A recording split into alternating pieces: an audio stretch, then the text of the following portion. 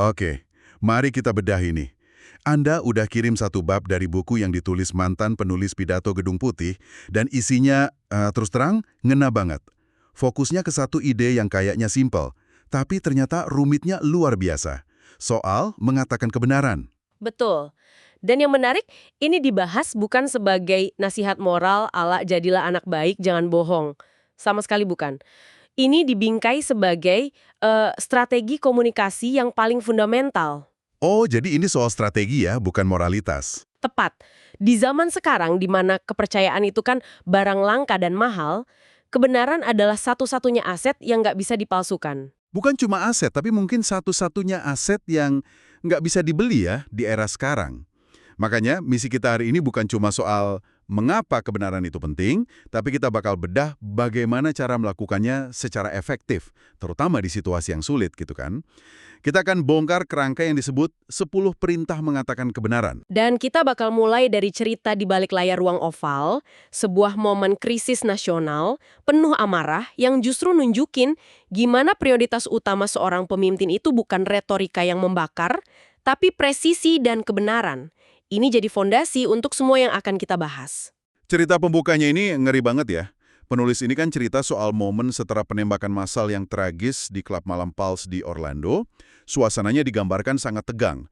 Presiden Obama waktu itu marah besar, bukan cuma karena kejadiannya, tapi juga karena retorika politik yang langsung muncul setelahnya. Tentu saja, emosinya wajib tinggi banget.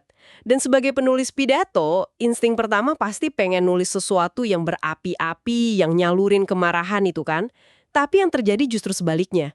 Saat draft pidato diserahin ke Obama, dia cuma nulis satu catatan singkat di pinggirnya. Cuma satu catatan. Apa isinya? Isinya cuma, pastikan saya presisi. Wow.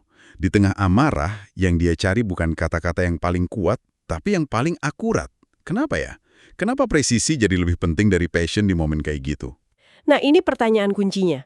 Penekanannya itu bukan pada memenangkan argumen, tapi pada menjadi benar. Ini menggarisbawahi sebuah ide besar. Di tengah lautan disinformasi dan hoaks yang kita hadapi tiap hari, audiens itu bahkan secara nggak sadar sebenarnya haus akan kredibilitas. Penulis di sini nyebut soal efek kebenaran ilusi. Efek kebenaran ilusi? Kedengerannya agak serem. Maksudnya gimana tuh? Ini konsep psikologi yang cukup ngeri sebenarnya. Kalau sebuah kebohongan sekecil apapun diulang terus-menerus lewat media sosial, pesan berantai, di mana aja, otak kita pelan-pelan mulai nerima itu sebagai kebenaran. Oh, jadi bukan karena logis, tapi karena familiar aja gitu? Tepat. Hanya karena terasa familiar, kebohongan itu jadi nyaman di telinga. Nah, satu-satunya penawar untuk racun repetisi ini adalah komitmen yang sama disiplinnya pada fakta. Jadi ini kayak brute force kebohongan ya? Diulang-ulang sampai kita capek ngelawannya. Dan penulis ini bilang, satu-satunya cara ngelawan balik, ya dengan brute force kebenaran yang sama disiplinnya. Bukan cuma sekedar benar, tapi harus presisi sampai detail terkecil. Persis. Karena presisi itu cara Anda menunjukkan ke audiens bahwa Anda sudah ngerjain PR, bahwa Anda menghargai kecerdasan mereka, dan Anda nggak lagi coba-coba memanipulasi emosi mereka. Disitulah fondasi kepercayaan mulai dibangun. Oke, ini semua teori yang bagus.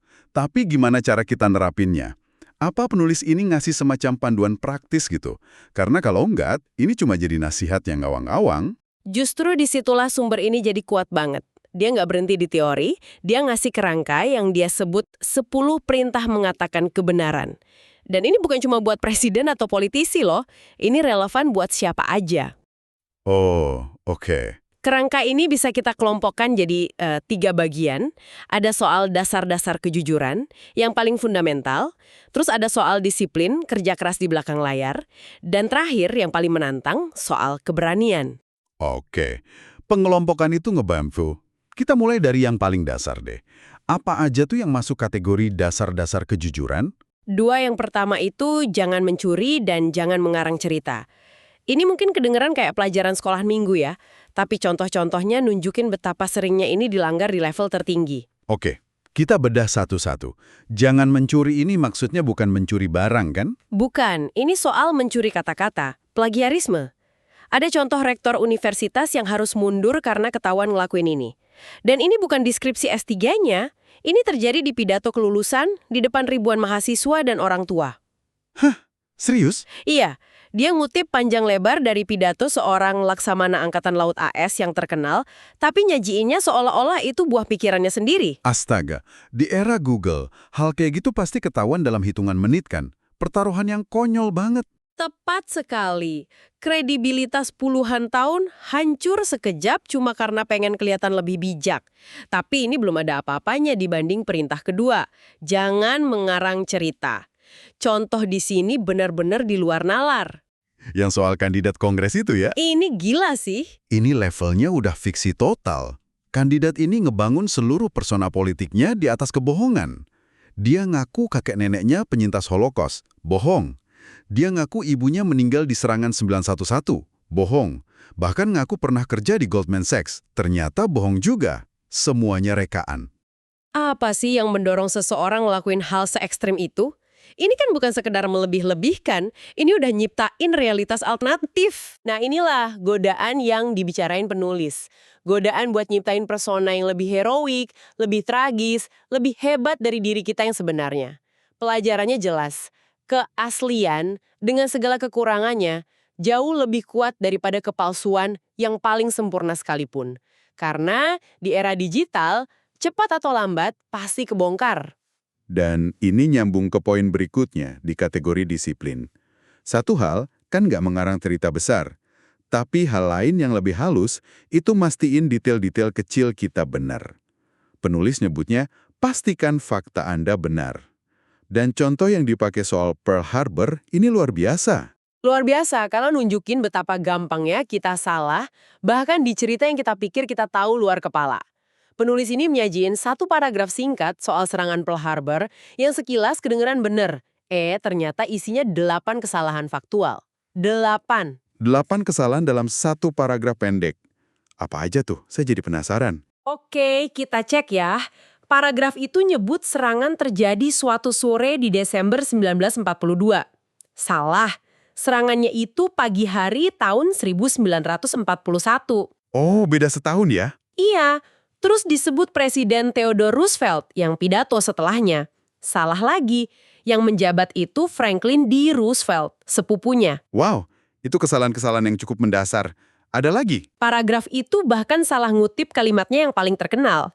Dikatakan kutipannya sebuah tanggal yang akan hidup dalam keburukan. Padahal aslinya itu sebuah tanggal yang mana akan hidup dalam keburukan. Detail kecil, tapi buat sejarawan itu langsung lampu merah. Tapi apa itu nggak berlebihan? Maksud saya, kalau saya salah sebut satu kata atau salah tahun, tapi inti pesannya benar, masa sih audiens langsung nggak percaya sama sekali? Apa serapuh itu kepercayaan? Itu pertanyaan yang bagus banget. Tentu nggak semua audiens bakal sadar atau peduli. Tapi menurut penulis, risikonya ada di anggota audiens yang paling Anda butuhkan. Para ahli, jurnalis kritis, orang skeptis yang lagi Anda coba yakinkan. Buat mereka, kesalahan kecil itu sinyal kalau Anda mungkin juga ceroboh di hal yang lebih besar. Ini bukan cuma soal fakta. Ini soal nunjukin standar dan rasa hormat pada kebenaran itu sendiri. Jadi, disiplin ngecek fakta ini cara kita bayar iuran biar didengerin secara serius. Oke, masuk akal. Sekarang kita pindah ke kategori ketiga, yang kayaknya paling berat, keberanian. Ada perintah yang bunyinya, jangan sembunyi dari gajah. Ya, gajah di dalam ruangan. Isu besar, kontroversial, atau canggung yang semua orang tahu ada di sana, semua orang pikirin tapi nggak ada yang berani nyebutin.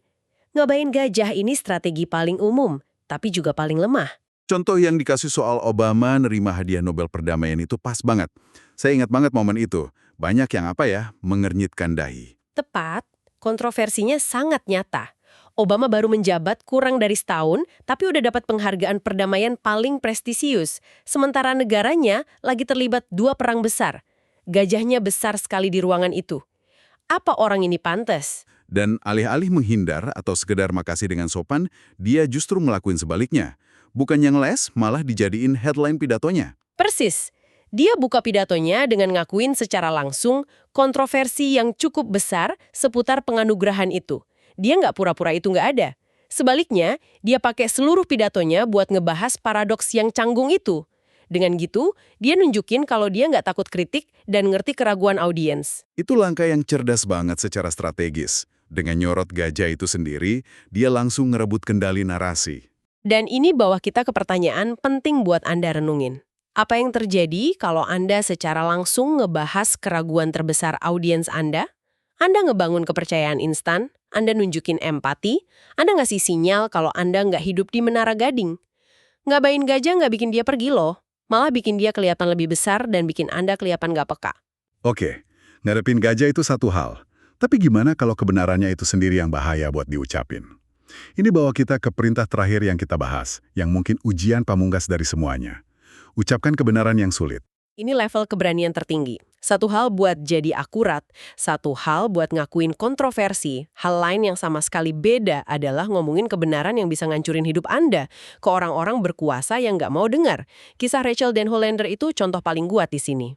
Iya, dia wanita pertama yang secara terbuka pakai namanya sendiri menuduh dokter tim senam nasional AS, Larry Nassar, melakukan pelecehan seksual.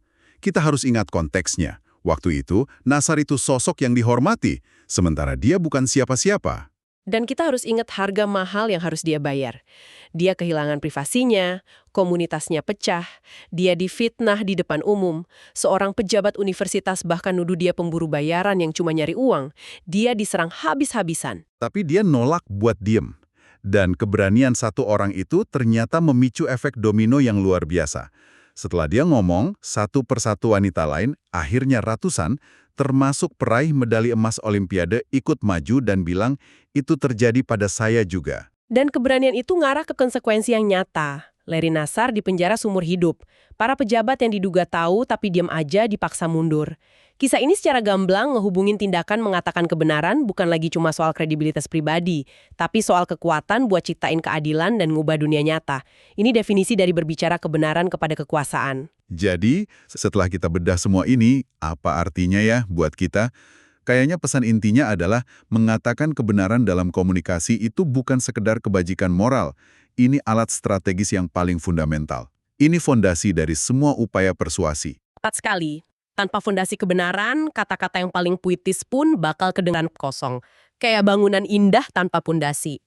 Sumber ini nyiratin kalau setiap kali Anda ngomong, entah itu di rapat tim atau di meja makan, Anda lagi bikin pilihan, nyebangun atau ngerusak kepercayaan. Dan 10 perintah ini pada dasarnya adalah peta jalan ya, untuk secara sadar dan konsisten milih ngebangun kepercayaan. Panduan praktis biar kata-kata kita berdiri di atas tanah yang kokoh. Bener. Ini bukan cuma tentang gak bohong secara pasif. Ini soal upaya aktif dan disiplin buat jadi bener. Buat jujur soal kekurangan kita, buat ngadepin isu sulit secara langsung, dan, kalau perlu, punya keberanian buat nyuarain kebenaran yang gak ada yang mau denger. Kumpulan gagasan yang kuat banyak. Dan ini ninggalin kita dengan satu pemikiran terakhir buat direnungkan, buat Anda bawa pulang. Sumber yang Anda bagi ini kan penuh sama kisah orang-orang yang ngomongin kebenaran sulit dengan resiko pribadi yang sangat besar. Dari seorang presiden yang nahan marahnya demi presisi, sampai seorang wanita yang mempertaruhkan segalanya. Ini bikin kita mikir.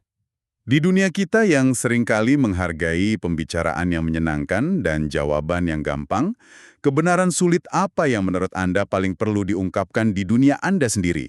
Entah itu di tempat kerja, di komunitas Anda, atau bahkan mungkin cuma buat diri Anda sendiri. Dan apa satu langkah kecil pertama yang bisa Anda ambil untuk mulai menyuarakannya?